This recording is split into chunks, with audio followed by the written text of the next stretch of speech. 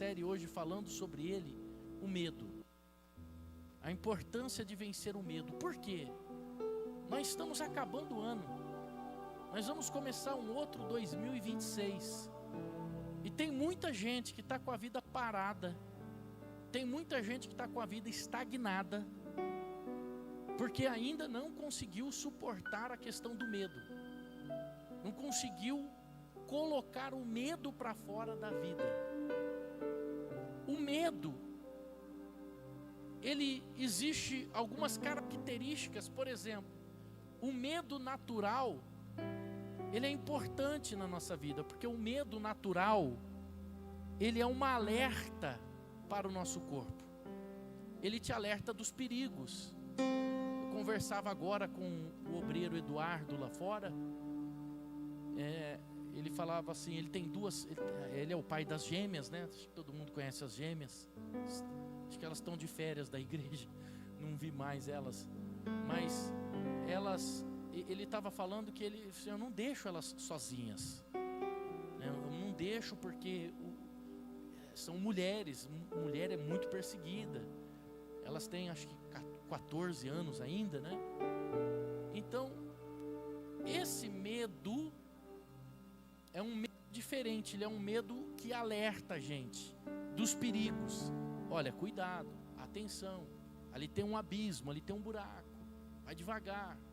Então, quem perde esse medo geralmente perde a vida. São aquelas pessoas viciadas em adrenalinas. Então, quando você perde o medo natural, você passa a ser viciado em adrenalina, e aí você pula lá de um penhasco, igual eu vi esses dias não sei se era na Discovery. O rapaz, ele pula lá, eu não sei nem como que chama esse esporte, mas deve ser algum esporte para retardado, só pode. Gente, tem tanta gente lutando pela vida no hospital. Eles pulam lá do penhasco com uma roupa assim, eles abrem o braço. Como que chama aquilo lá, Renato? Eles abrem o braço assim e saem plainando, igual um pássaro, sabe? É uma roupa que eles põem. E muitos chegam em casa morto. Eu até falava com o irmão Wagner aqui. Ele estava falando assim, olha, meu filho foi fazer esse esporte. Ele e o amigo pegaram o avião, saíram daqui, que ele é piloto de avião, pegou o aviãozinho dele lá particular, foram. Ele falou, foi ele e o amigo lá, não sei lugar lá, para fazer esse esporte. E ele voltou com o amigo morto dentro do avião, porque o amigo caiu lá embaixo e espatifou. Então, quando a pessoa ela perde esse medo, que é um medo diferente, é um medo que alerta a gente dos perigos, ela perde uma sensibilidade e da proteção do seu corpo. Só que quando a Bíblia fala medo, que nós temos que vencer o medo, a Bíblia não está falando desse tipo de medo aqui, que é para você subir lá na montanha, pular, para você escalar o Monte Everest. Não é nada disso que a Bíblia está dizendo. A Bíblia está falando daqueles tipos de medo que emperra a nossa vida. São medos emocionais. São medos que travam o ser humano. Então olha que antes de Freud tentar descobrir uma solução para esse tipo de medo emocional dentro da psicanálise, a Bíblia já tratava isso. Por quê? Porque quando nós começamos com esse tipo de medo emocional na nossa vida, o diabo, que é o nosso inimigo, ele entra e ele potencializa esse medo na vida das pessoas. É quando a pessoa tem medo de algo e esse medo acaba sendo potencializado pelo inimigo. Aí a pessoa fica com síndrome do pânico, não sai de casa. Síndrome de perseguição, ela acha que sempre tem alguém perseguindo ela. Eu conversava com um amigo meu por telefone. Toda vez que eu ligava para ele, ele falava assim: cuidado com o que você vai falar, cuidado com o que você vai falar. Aí, quando eu encontrava com ele pessoalmente, poxa, mas toda vez que eu falo com você, você já... Meu telefone tá grampeado, meu telefone tá grampeado, a Polícia Federal me grampeou. Que Polícia Federal grampeou ele? Mas quem que você é? Você não é ninguém para a Polícia Federal te grampear. O cara não é ninguém, não é um político, não é um empresário, não é bandido, não é nada, mas é uma coisa que ele desenvolveu na mente, um complexo de perseguição. Então tudo para ele, alguém estava perseguindo. Então olha, quando o medo é potencializado na vida da pessoa, então a pessoa ela se trava e ela deixa até de viver. Tem pessoas que vivem praticamente uma prisão domiciliar por conta própria, por causa do medo. Tem pessoas que não abriram o negócio próprio, não abriram a empresa por causa do medo. Tem gente que hoje era para estar muito bem, sendo um empreendedor, mas está trabalhando com CLT. Por quê? Porque a pessoa tem medo de tomar uma atitude daquilo que ela tem capacidade para fazer, daquilo que muitas vezes ela é tão capaz para realizar, e ela não realiza. Aí ela vai para o jornal, para a notícia, e o que a notícia fala? A notícia ela só vive de coisa ruim. Não tem ninguém dando notícia boa. Notícia boa não dá ibope. Então você abre lá, só fala: a bolsa de valores desvalorizou, o dólar subiu, o Lula deixou não sei quantos tri de dívida, e o país, e o correio vai quebrar, e o correio é isso e aquilo e tal. E a pessoa fala: meu Deus do céu, eu que não vou começar nada agora, porque o país está quebrado.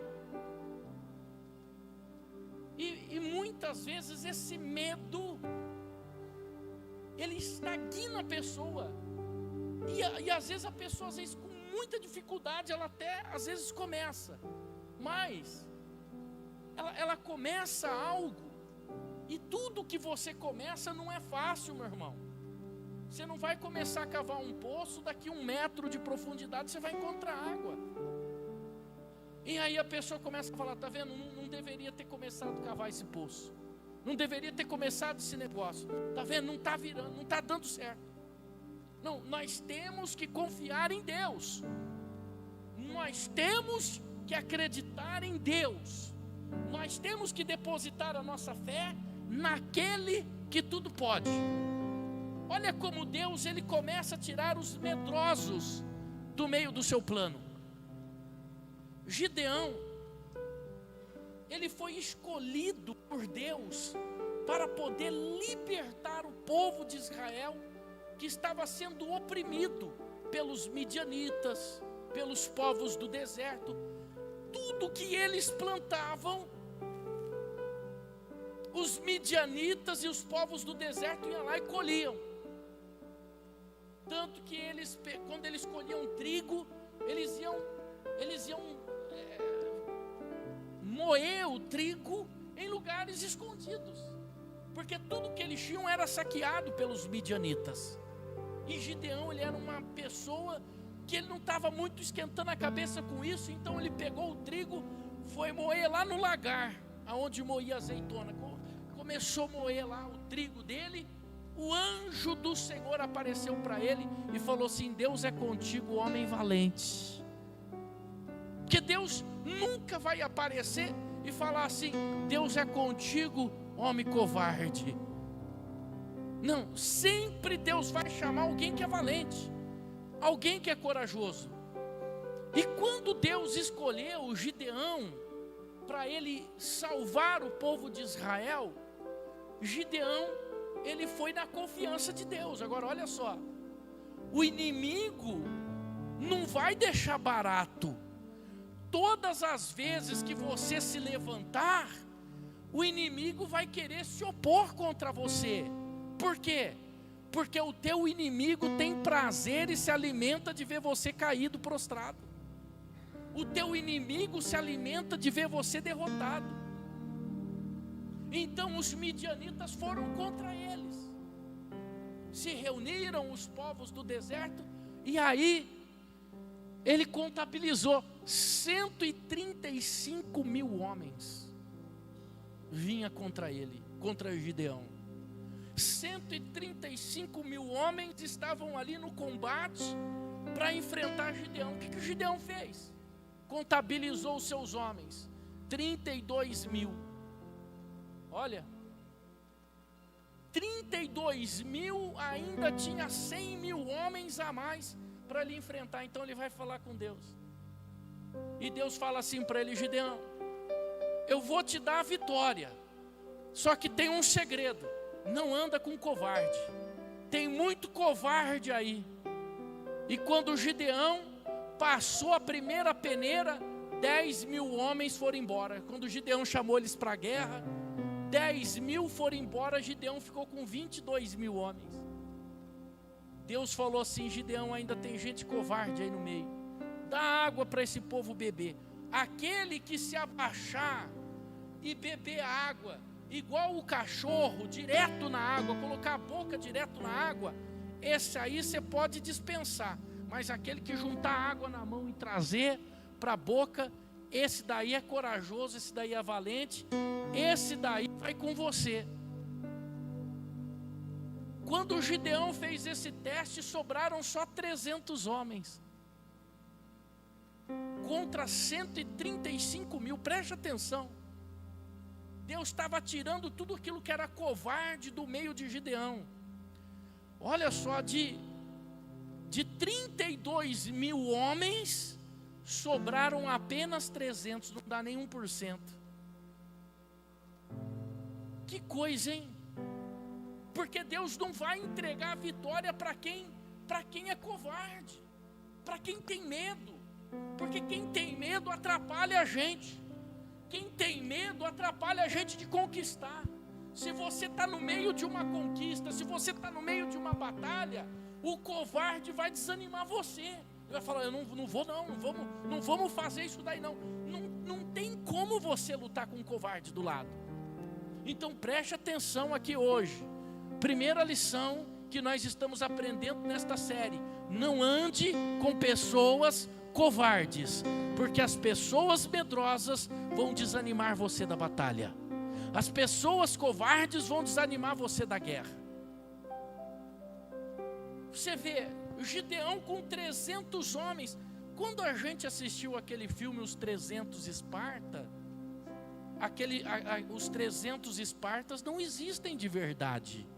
Aquele foi um filme baseado na história de Gideão. O escritor dos 300 Espartas baseou a história nos 300 homens de Gideão. Só que a diferença de Gideão é que quando ele foi para a batalha, porque se você está com um covarde, como que você vai ouvir a voz de Deus? Porque Deus falou assim para Gideão: Gideão, você vai para a batalha, mas você vai para a batalha sem espada, sem arma. Você vai pegar um cantil de água, um cântaro. Você vai pegar um cântaro, você vai pegar uma buzina, e você vai pegar uma tocha de fogo. É com isso que você vai pelejar contra os inimigos. E Deus foi à frente, Deus pelejou, Deus trouxe confusão no meio do exército inimigo, e o exército inimigo pereceu diante dos 300 homens de Gideão. Mas ele teve que ir, ele teve que tomar atitude. Praticamente impossível com 300 homens você vencer 135 mil. Mas Deus estava dando o comando para ele. E por quê? Porque quando Deus está dando comando para nós, há uma conexão do homem da terra até o céu.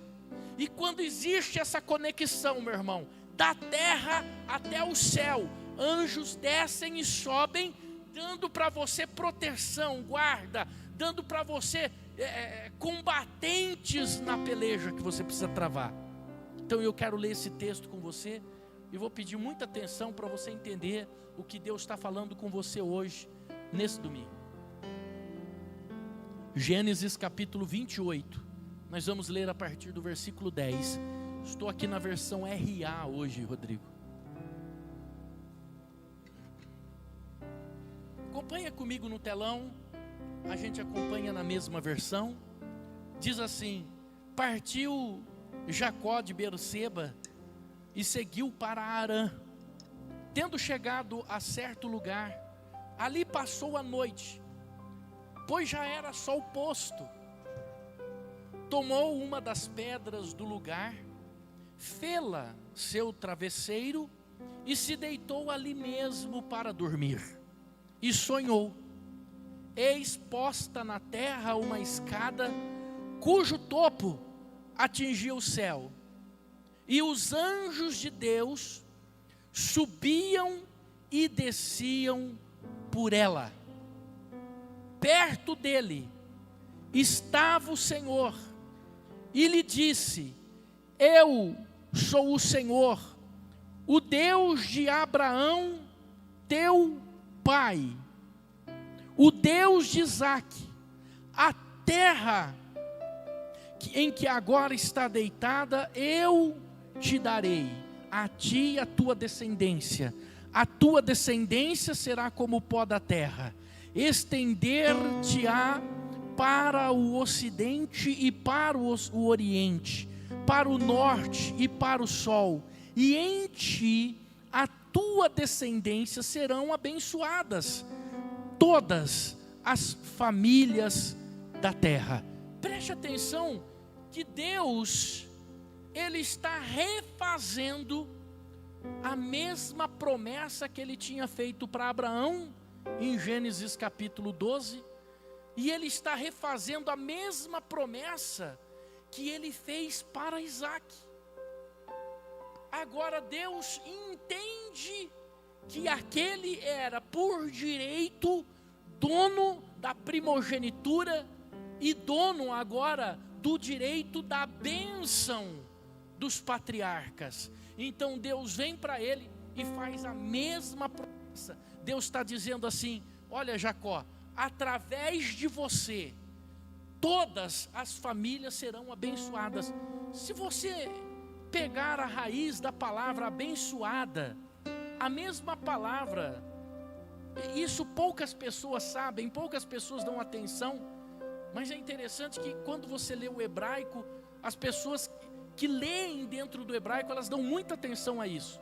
A palavra abençoar é a mesma palavra enxertar, é a mesma raiz de enxertar. Então, abençoar e enxertar, ela tem o mesmo sentido, ela tem a mesma conotação. Tanto que Paulo, o apóstolo Paulo, quando ele usa essa explicação, ele usa a palavra enxertar. Então Deus está dizendo aqui para ele: olha, Jacó, através de você todas as famílias da terra serão enxertadas. Enxertadas aonde? Num plano de Deus, enxertada num projeto de Deus. Através de você todas as famílias terão acesso a esse plano inicial. E a gente sabe que de Jacó gera um dos filhos que é Judá, e Jesus, ele vem da linhagem de Judá. Por isso que a Bíblia diz que ele é o leão da tribo de Judá, porque ele vem da linhagem de Judá e o Messias vem da linhagem de Jacó. E através de Jesus, está lá no livro de Gálatas, no capítulo 3, se eu não me engano, que diz que agora, através do batismo, não há mais grego, não há judeu, nem gentil, não há mais macho, não há mais fêmea, mas todos são um em Cristo Jesus. E se sois um em Cristo, agora sois herdeiro, sois descendentes de Abraão e herdeiro com Cristo de todas aquelas promessas que Deus havia feito para.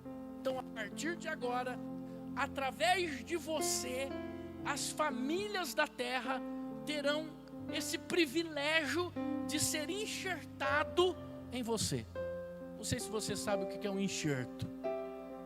Enxerto, quando a Bíblia ela fala de enxerto, a palavra enxertar, ela está se referindo à agricultura. Não se referia à medicina como se faz hoje um enxerto de pele. Mas ela está se referindo à agricultura, porque hoje quando você faz um enxerto de pele, você faz um enxerto de pele de você mesmo. Né? Eu fui no médico, no cirurgião plástico, eu falei assim para o cirurgião plástico: dá para você mudar meu rosto? Brincadeira. Eu fui lá no cirurgião plástico, ele queria avaliar minha orelha, que eu machuquei no acidente aqui, né? Que eu sofri, cortei aqui a orelha. Ele falou assim: olha, dá pra gente fazer assim, assim, assim, assim e tal, e aí a gente coloca uma prótese assim, e coloca uma pele por cima e tal. Eu falei: doutor, só uma pergunta. Até então eu estava gostando. Eu falei: e essa pele? Ele falou: essa pele aí a gente arranca da sua coxa um pedaço e tira da coxa e põe, enxerta aí. Não deu 10 minutos para mim mudar de ideia. Eu falei: deixa quieto. Porque agora, além de arrebentar a orelha, o cara vai arrebentar a coxa também. Meu Deus do céu, misericórdia. Deixa assim, né? Eu achava que pegava alguma coisa sintética e colocava. Então, enxerto, quando a Bíblia fala de enxerto, ela não está falando de enxertar de você em você. Ela está falando de enxertar usando a agricultura. O meu avô, ele quando ele começou a expansão da plantação de abacate, ele carregava com ele apenas um broto de abacate. Apenas um broto, enrolado num papel higiênico. E quando ele se estabeleceu em Barão Geraldo, ele pegou aquele broto de abacate e ele enxertou aquele broto de abacate num outro pé de abacate. Pegou um pé de abacate que estava nascendo, novo, ele cortou um galho ainda verde do abacateiro e enxertou aquele broto de abacate. E aquele broto de abacate, ele nasceu enxertado naquele abacateiro. Ou seja, do lado de cá nasceu o abacate que ele queria. É um abacate desse tamaninho aqui, ó, que custa R$50 o quilo do abacate. Então o abacate nasceu do lado de cá. Então o abacateiro, olha só, do lado de cá nascia o abacate normal do pé. Eu não sei quem que já viu isso na roça, na lavoura, que do lado de cá dá um tipo de manga e do outro, do mesmo pé dá um outro tipo de manga. Quem que já viu isso? É porque isso foi um enxerto, foi enxertado ali. E meu avô enxertou esse abacate, e inclusive esse abacate é uma patente da nossa família. Ele nasceu do lado de cá, um abacate, e do lado de cá nasceu outro abacate. E aí, a gente era criança, era interessante, era engraçado para nós. A gente vê um pé de abacate, que de um lado era um tipo de abacate, do outro era um outro tipo de abacate. Ou seja, aquele abacate que foi enxertado, ele estava recebendo a vitamina, os nutrientes, da onde? Do pé de abacate que já existia. A seiva, pronto. Aqui nós temos uma agropecuária. A seiva vinha do abacate que já existia. Então olha só, quando a palavra de Deus ela diz de enxertar, ela está dizendo que nós seríamos enxertados em Jacó. E nós iríamos receber a seiva dele. Não vinha de nós, vem de Jacó. Toda essa seiva vem de Jacó. E do que ele estava falando? Do que ele estava se referindo? Ele estava se referindo quem que viria de Jacó, que nós poderíamos ser enxertados, que nós poderíamos receber a nossa seiva, que sem ele nós não somos nada. É em Cristo Jesus. Nós fomos enxertados nele, nessa oliveira.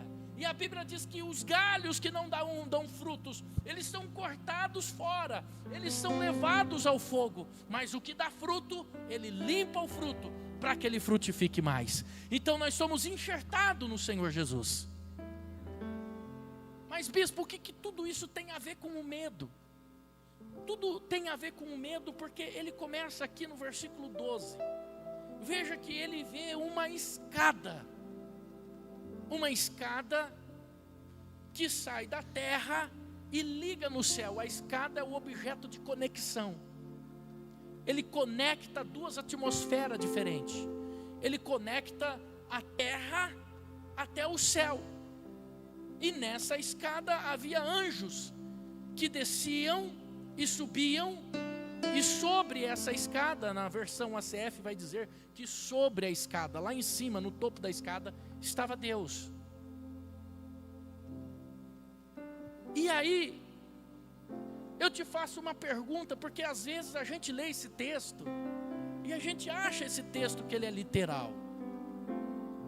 Mas esse texto não é literal, porque anjos precisam de escada para subir e descer do céu. Então olha que coisa interessante. Ele vê uma escada, e essa escada que está aqui na terra, ela conecta duas atmosferas diferentes. Fala assim comigo, duas atmosferas diferentes. O que ela faz? Ela conecta a terra, ela conecta o mundo físico ao mundo espiritual. Ela é uma intercessora entre o homem e Deus, porque sem essa escada, os anjos não conseguem trafegar por ela. Sem essa escada, os anjos não conseguem chegar até o ser humano. Olha só, está dizendo, leia comigo 12. E ele viu que nessa escada, o que estava acontecendo?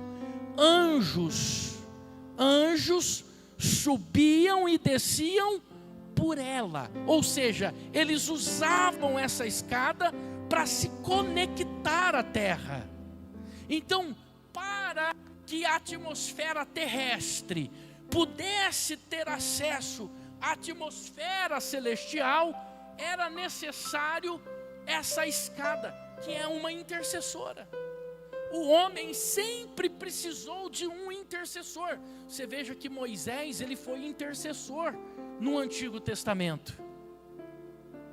Tanto que Deus, ele usou Moisés para se comunicar com o povo. O povo queria se comunicar com Deus. Deus falou assim, muito bem, Moisés, eu vou me comunicar com o povo, mas eu me comunico com você, e você se comunica com esse povo. Agora olha que coisa interessante.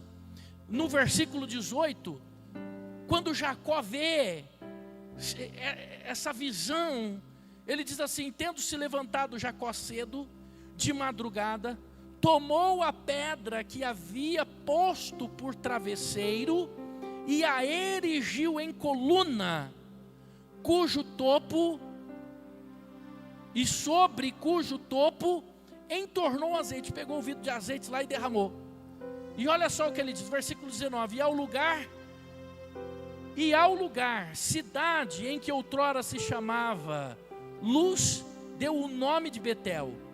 E fez também Jacó um voto dizendo: se Deus for comigo e me guardar nesta jornada que empreendo, e me der pão para comer e me der roupa para vestir, de maneira que eu volte em paz para a casa de meu pai, então o Senhor será o meu Deus, e a pedra que erigi por coluna será a casa de Deus, e tudo quanto me concederes, certamente te darei o dízimo.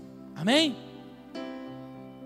É muito forte, porque Jacó, ele está vendo que ele está numa atmosfera diferente. Ele está numa atmosfera celestial. Pega comigo o versículo 16.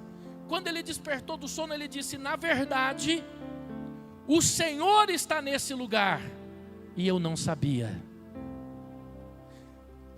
E temendo, disse: quão temível é este lugar. Preste atenção nessa palavra. Quão temível é esse lugar. Ele estava tão em êxtase que ele não encontra uma palavra precisa. E ele fala quão temível esse lugar é. Era um lugar de temor, era um lugar de santidade, era um lugar de respeito, era um lugar aonde a atmosfera terrena tocava na atmosfera celestial. E ele disse: quão temível é este lugar. É a casa de Deus e é a porta dos céus. Meu irmão, quero dizer algo para você, que talvez você não entenda, não compreenda ainda, mas a casa de Deus, o lugar aonde nós cultuamos, o lugar aonde nós edificamos a Deus, é um lugar temível, é a casa de Deus e é a porta dos céus. Sabe o que esse homem fez? Ele consagra aquele lugar, e se você não sabe, esse lugar é onde foi construído o templo. Ele não tinha condição de construir o templo naquele momento, mas Salomão construiu o templo ali. Hoje o templo não existe mais, só há uma parede do templo levantada. O templo foi destruído no ano 70. Só existe uma parede do templo que ficou erguida. Ele é chamado de Muro das Lamentações. Os judeus vão lá no Muro das Lamentações fazer as suas orações, colocar os seus pedidos no Muro da Lamentação. É ali que Jacó se deitou, é ali que Jacó teve a visão, é ali que Jacó viu o céu se abrir, é ali que Jacó viu um intercessor. Assim como Moisés foi intercessor, só que Moisés não está mais vivo. Agora Jacó, ele está numa visão, vendo, através de uma visão. Preste atenção, gente, porque Jacó, ele está indo embora de casa, ele está com medo, fugindo do irmão, jurado de morte. E a Bíblia diz que ele saiu caminhando em busca da casa do seu tio. Só que o sol já tinha se posto, já estava de noite. E no meio daquele deserto, sem ninguém do lado, sem a mãe, sem a família, ele coloca uma pedra como travesseiro e ele deita naquele lugar. Olha só, a partir desse momento, ele está declarando quem era Deus na vida dele, porque ele abre mão de toda a riqueza, ele abre mão de toda a fortuna de Abraão e de Isaac, para ir viver longe dessa fortuna, mas para viver o chamado, para viver a bênção de patriarca, para viver a bênção de Deus que estava sobre ele. Ele abre mão da bênção terrena, para viver a bênção celestial que tinha sido proclamada pelo Pai na vida dele. E agora, com medo, no meio do deserto, ele põe uma pedra e Deus se apresenta para ele. E naquele lugar, Deus estava revelando para ele que viria o Messias, e que esse Messias seria o único intercessor entre Deus e os homens. Irmãos, essa escada que Jacó viu, que a Bíblia descreve como escada, era o próprio Senhor Jesus. Ele estava vendo Jesus antes de nascer. Ele estava vendo Jesus antes da sua descendência ser aumentada e prolongada na terra. Deus já estava revelando um plano para ele, de que alguém poderia interceder entre a terra e o céu. Então, quando a gente fala de visão, a gente imagina que é uma escada. A gente acha que é uma escada que tinha sido colocada ali. Irmãos, os grandes mestres da Bíblia, os grandes rabinos, e olha que eu gosto muito do Talmud, porque o Talmud, ele, embora ele tenha sido escrito no ano 5º, já na era cristã, O Talmud, ele foi escrito baseado nas midrashes antes de Cristo, antes do Senhor Jesus. São textos muito antigos, são textos que não sofreram interferência antissemitas. E se eles são muito antigos, eu me interesso muito por eles, porque eles revelam coisas. E esses rabinos, sabe o que eles falam? Eles dizem que o livro de Gênesis, se você interpretar o livro de Gênesis, ele revela e ele mostra o futuro, assim como o livro do Apocalipse. Então o livro de Gênesis, que é Bereshit, que significa início, na verdade ele revela o final. Ele revela os planos de Deus para o homem. Ele revela os planos de Deus para a humanidade. Então Jacó não está vendo uma escada. O que Jacó está vendo neste sonho é o próprio Senhor Jesus que está ali, que está dando uma direção para o ser humano e intercedendo para os da terra, aqueles que estão no céu. Amém? Mas o que isso tem a ver com o medo, bispo? Então, acompanha comigo só mais esse texto, já estou acabando. Livro do Evangelho de João, no capítulo 1, aqui é o próprio Senhor Jesus que está falando. E Jesus, ele está conversando com alguns fariseus, e ele tem que explicar algumas questões para os fariseus. E ele diz assim, olha só, versículo 43. No dia imediato, acompanha comigo no telão. Resolveu Jesus partir para a Galileia, e encontrou Felipe, a quem disse, segue-me. Ora, Felipe era de Betsaida, cidade de André e de Pedro. Felipe encontrou Natanael e disse-lhe, achamos aquele de quem Moisés escreveu na lei, e a quem se referiram os profetas, Jesus o Nazareno, filho de José. Para aqui, irmãos, Moisés escreveu na lei. Moisés está escrevendo o livro de Gênesis. De quem que Moisés está falando que era aquela escada que Jacó tinha visto? Jacó tinha sonhado com o próprio Messias. E aí, o versículo 47 diz assim: Jesus viu Natanael aproximar-se e disse ao seu respeito, eis um verdadeiro israelita, em quem não há dolo. Perguntou-lhe Natanael, de onde me conheces? Respondeu-lhe Jesus, antes de Felipe te chamar, eu te vi quando estava debaixo da figueira.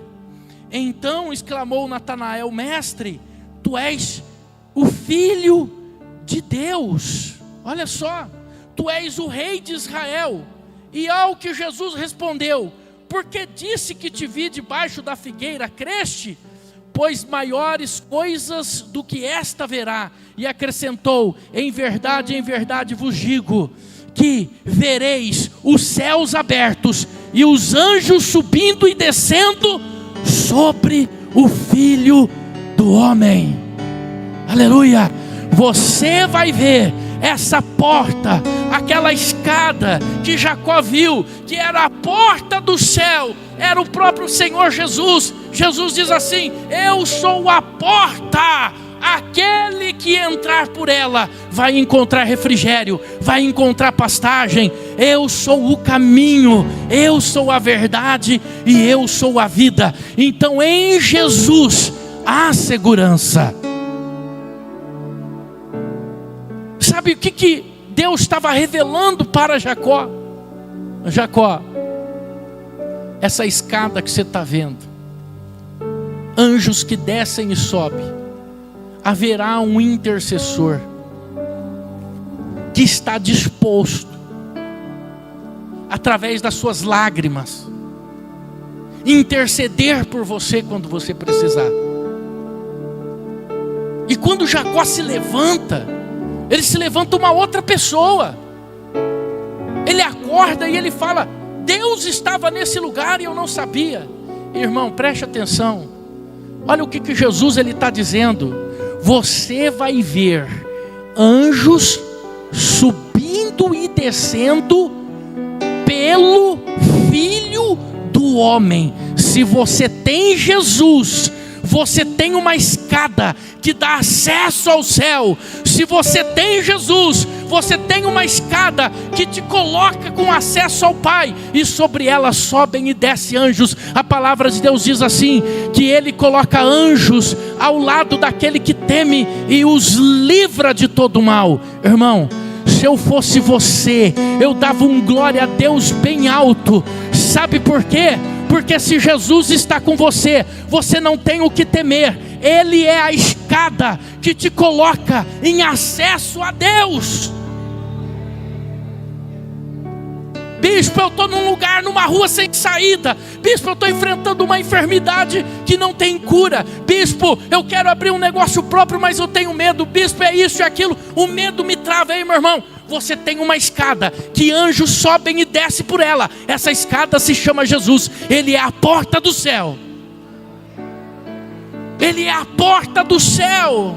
Ele é a porta que dá acesso a Deus. Ele é a porta que dá acesso ao Pai. E sabe, tudo que o inimigo quer é colocar medo em você para anular essa porta. Como ele sabe que você tem Jesus e que com ele você é mais do que vencedor, ele tenta te atormentar, ele tenta colocar medo na tua vida, ele tenta fazer você retroceder, porque ele sabe que você tem acesso a Deus, você tem acesso ao Pai.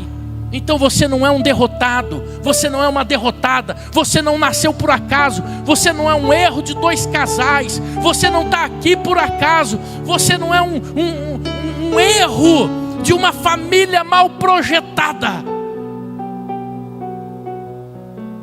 Tem pessoas que nunca conheceram os pais biológicos, mas você não é um erro.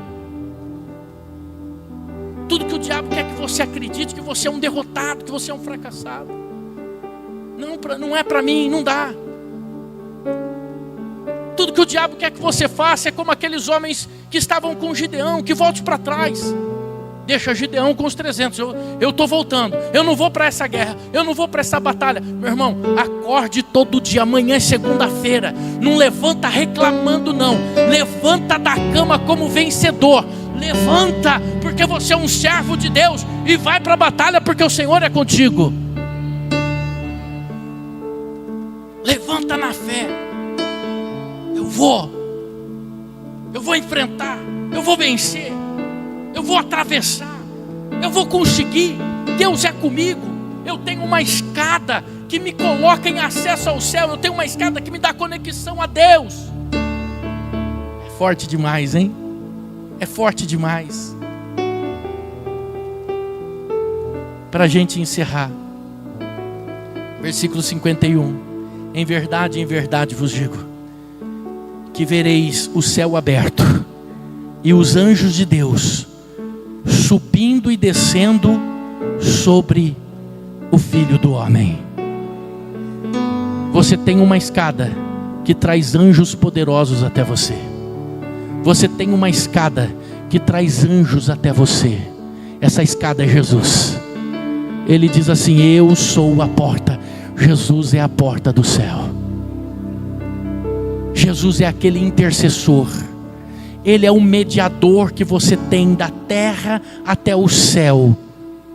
Ele é um mediador que não falha. Então coloca todo o medo para fora. 2026 tem que ser um ano de conquista para você. 2026 tem que ser um ano de vitória. Eu não sei se você tem planos ou projetos, ou se está com medo. Tem muita gente com medo. O mercado financeiro está incerto. Não tenha medo não, irmão. Deus é com você. Você pode ficar em pé, por gentileza?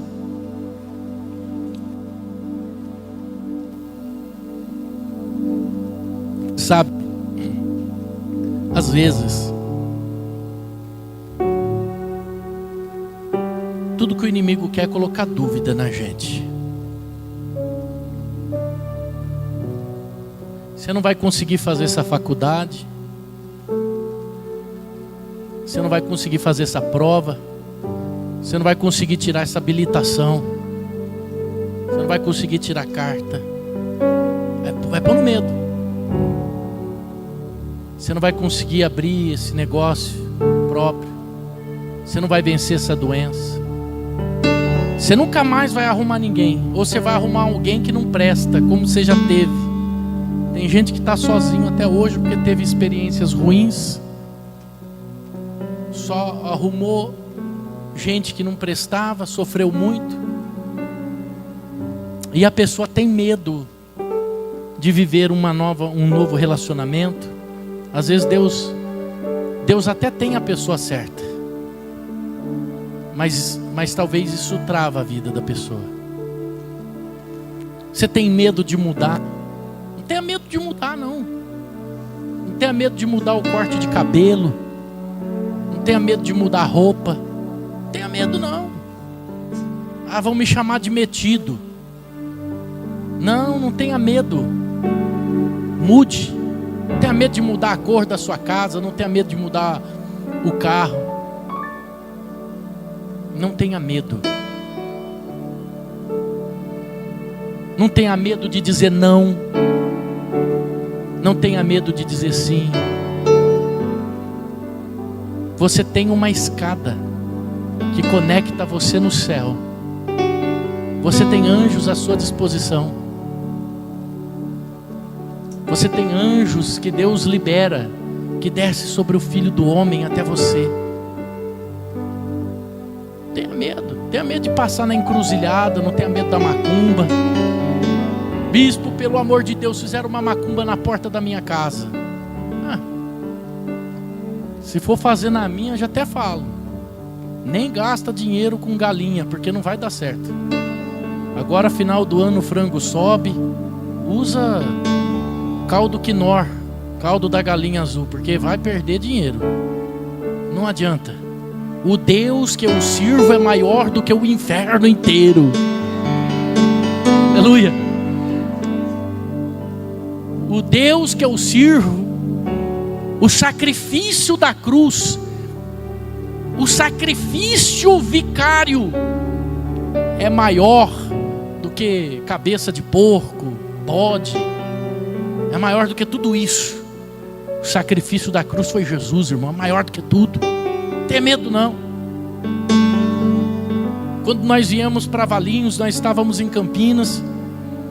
E o Espírito Santo, ele incomodava a gente de vir para Valinhos. O diácono Rodrigo e o diácono José Carlos, eles já eram da nossa igreja lá em Campinas. E a gente tinha um plano de vir para Valinhos e oramos 2 anos. Nós não tínhamos condição financeira nenhuma de alugar um prédio e vir para Valinhos. Mas alugamos e viemos. No dia de pagar o aluguel, não tinha dinheiro no caixa. O diácono Rodrigo foi abrir a caixinha de carta, tinha um envelope lá com dinheiro. Todo mês era assim. Todo mês o dinheiro estava lá. O dia que a igreja começou a ser autossuficiente, Deus mandou um povo abençoado para ser abençoado e para abençoar a obra. Automaticamente o dinheiro nunca mais veio.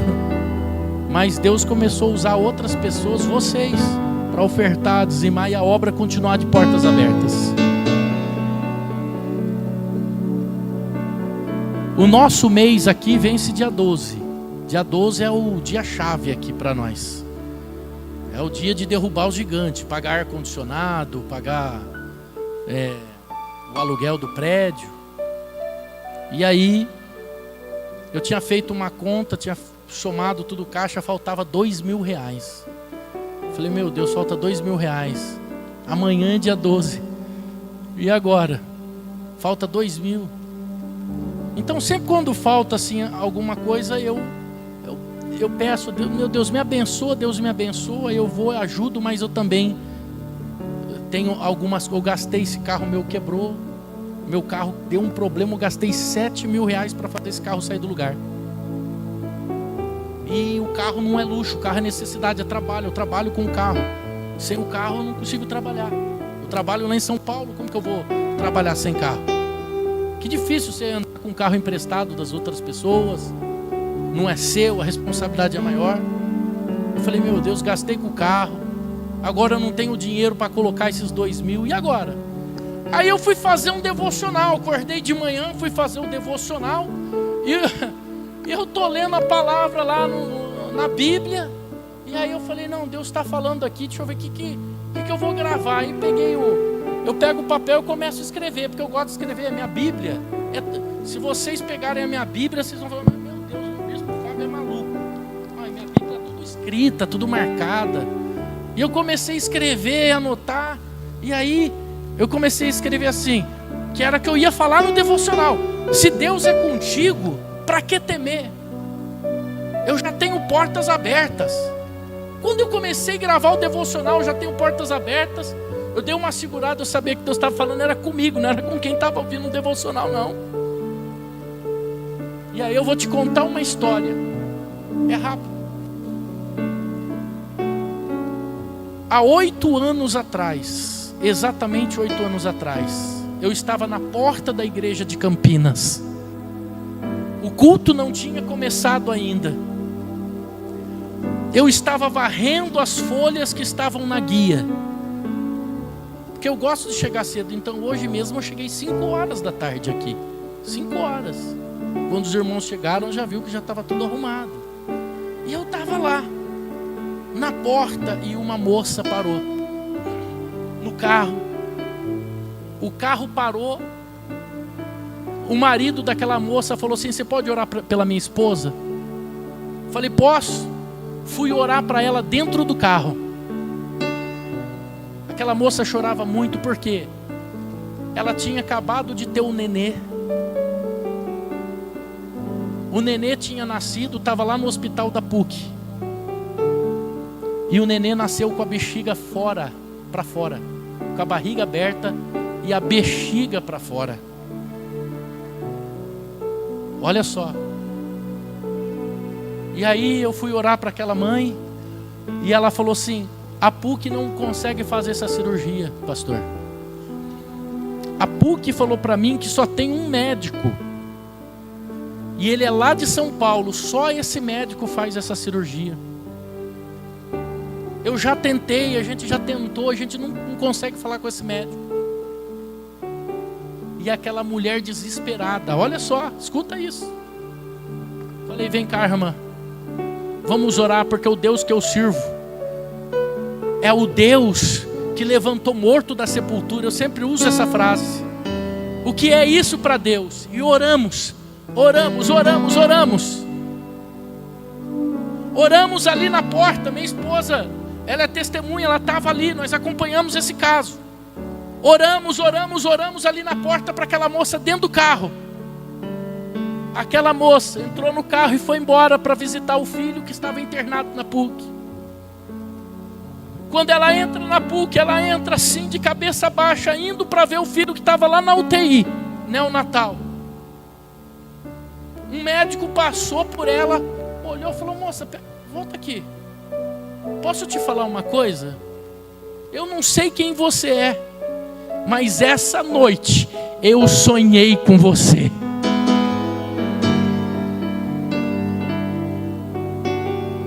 Aí ela falou assim, olha doutor, eu sou só uma mãe, meu filho está ali, aconteceu isso, a bexiga dele está para fora. Só tem um médico que faz essa cirurgia, ele é lá de São Paulo. Aí ele falou, estendeu a mão para ela, falou assim, eu sou o médico, eu vim aqui na PUC fazer uma visita que não sei do que, e eu vou fazer a cirurgia no teu filho. Isso faz 8 anos. A criança hoje vive normalmente, não tem nada. Irmão, que Deus é esse?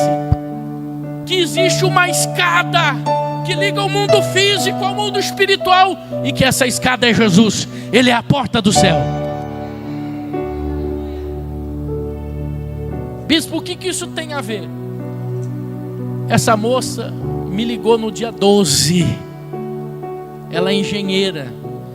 E ela falou assim, pastor, eu fechei uma obra e eu estou mandando o meu dízimo aí para a igreja. Faltava R$2.000 para fechar a conta. Faltava R$2.000 para fazer o pagamento da igreja. Eu estou falando isso para você porque isso é um testemunho de fé. Quando eu abri a conta da igreja, eu falei, meu Deus, ela tinha depositado R$5.000. Uma pessoa que nem é desse ministério, irmão. Uma pessoa que nem é dessa igreja. Mas ela tem gratidão ao que Deus fez na vida dela. Diga assim, 8 anos depois, a semente brotou. Irmãos, esse é o Deus que eu sirvo. Ele faz uma escada para ligar o mundo físico lá no céu.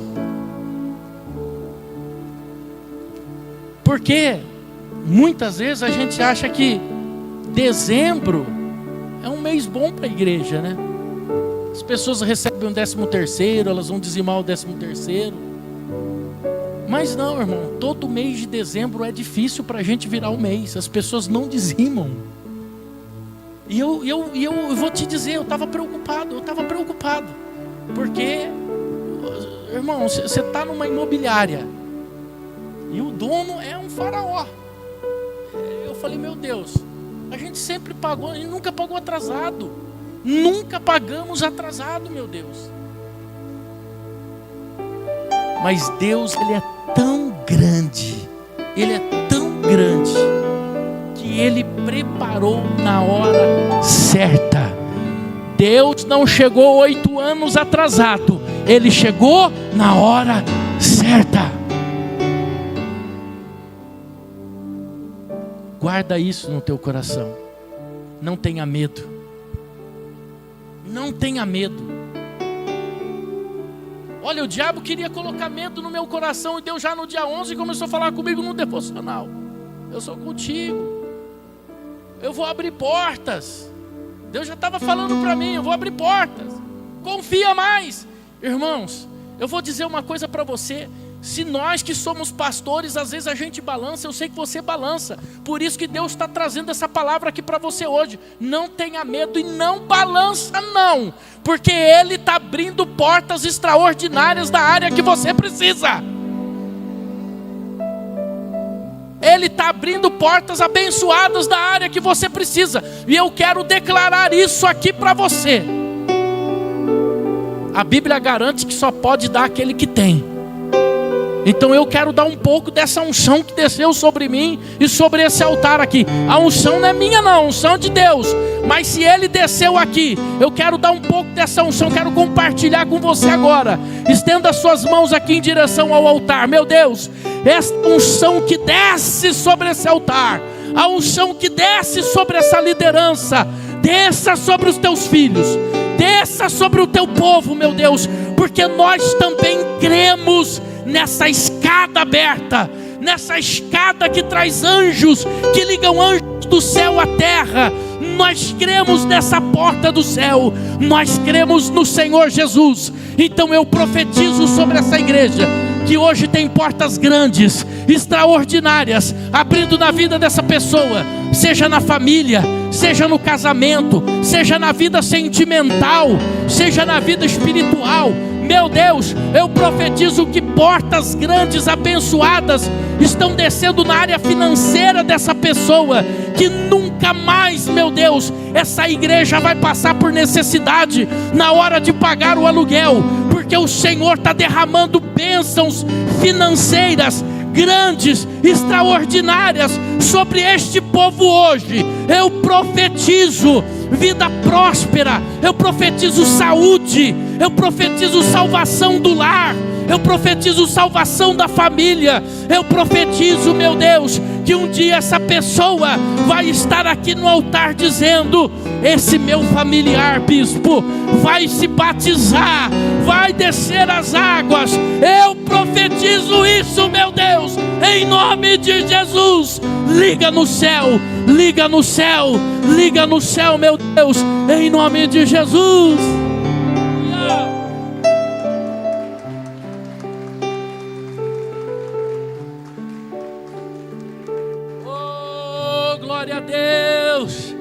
seja profeta hoje, irmão.